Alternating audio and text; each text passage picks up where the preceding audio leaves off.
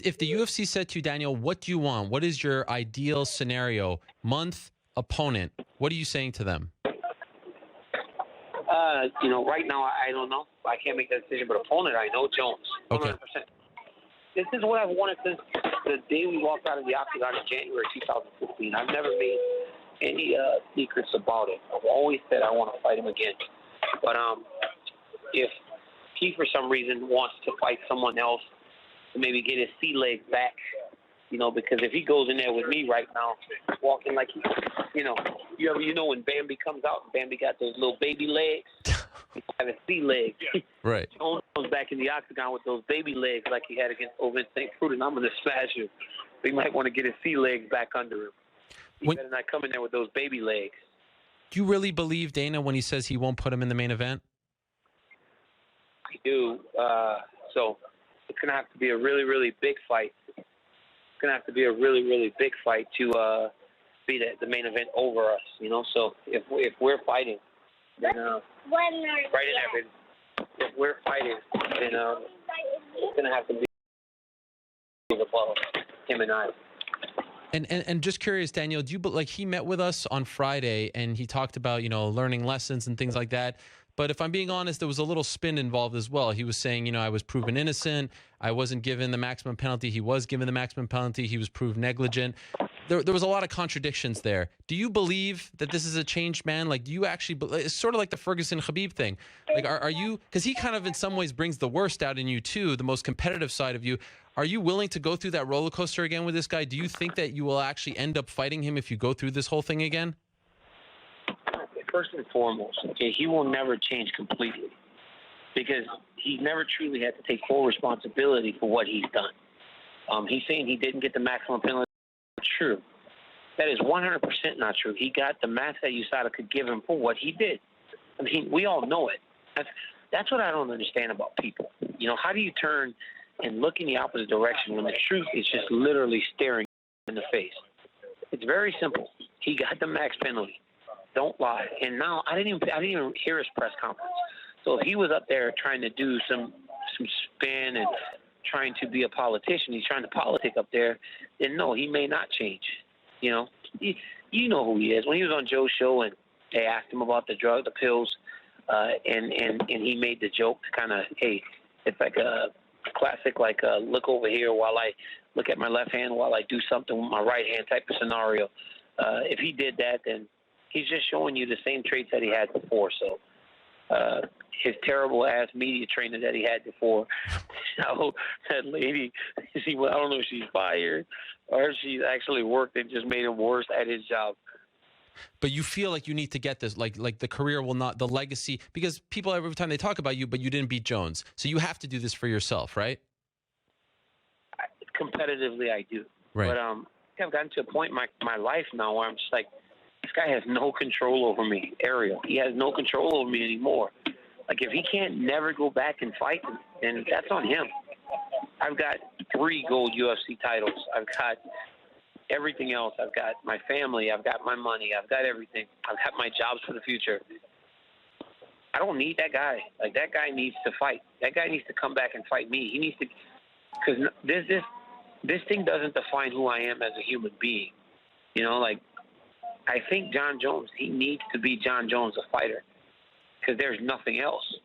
If you take away Jon Jones, the fighter, what is there? Jon Jones, the college dropout? Jon Jones is the guy that actually ran over some chick in her vehicle? Who is he? He needs this to define him. When you strip away everything else, there's layers to who I am. So he needs this more than me. I don't need him anymore. 2 last quick things. I know you kind of relish the wrestling stuff, heel and all that. What happened on Friday with the towel, and now people comparing that to PD usage or any kind of. So ridiculous. Does a part of you chuckle? It's okay, if you want to use this to boo me, at this point, are you just going to embrace it, sort of like Koscheck did after trying to fight the booze for so long? I'm not going to fight anything. People are going to feel how they want to feel. But if they boo me, that's fine. I don't care. But just know they can't get rid of me. I'm going to be here. Ariel, I'm one of the best to ever step foot in the octagon. Not many people have ever done it at a better, higher level than I have. So boo me all you want, but you're going to respect me and respect my skills. And you're going to respect that every time you boo me as I walk out, you cheer me walking. As I walk out to the octagon, you boo me. As I leave, you will be cheering me or booing me, but I'm still going to keep my hand raised. I'm still going to walk out with that title and walk out with a whole bunch of money, and my life's still going to be secure. So do whatever you want. It really does not affect me. The people that know me and matter, they don't boo me. And finally, are you still sticking to the idea that there are 2 fights left at this point? You got this one, number 20 out. Is it the Jones 2 and Jones 3, and then do you think you'll really be done? I don't know. I'm not exactly sure. You know, I gotta figure it out, man. Because first off, I gotta get through Jones or Jimmy Manoir, who has somehow managed to kind of maneuver his way in there with his Gucci jumpsuit. Look at that. Who's the guy in the Gucci jumpsuit sitting in the front row, speaking gibberish? It's Jimmy Manoir. One of those. Somebody's got to get their ass kicked soon. I don't know which one it is though. Okay. Oh, by the way, what was it like seeing Thurman? What a great clip that was, right before the... Oh, man, right as I walked in, just champ style. Walking through the security, right to the right is Thurman Thomas, one of the greatest running backs of all time.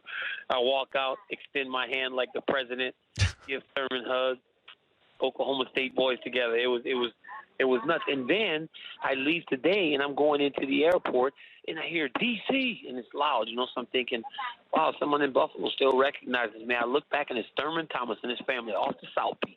Again? Saw me in the airport, so I got to talk to Thurman today for 20, 30 minutes. Wow. It was awesome, man. I'm telling you, my life could not be better. So boo me, please. Keep on booing. Last thing, I promise, last thing.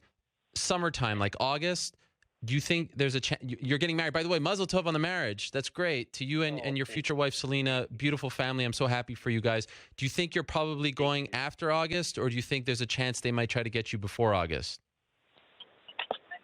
I don't know. I don't know what they're going to try to do. Okay. But once again, I'm not on Jones's time. I've been eligible to fight that fight for the last 2 years since we fought. Now that he's going to be back in business, he will want to get in the octagon as soon as he can. I don't have to. That's going to be up to me.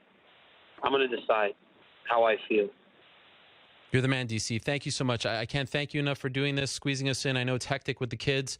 Safe travels to you and the family. Again, congrats on the win. Congrats on the nuptials. And thank you for all the entertainment this past weekend. It was a memorable one in Buffalo, no doubt about it. Enjoy it. Oh, man. One night in Buffalo. That's what I'm going with. That one night in Buffalo. It was awesome. Thank you, DC. All right. Appreciate it. Later. There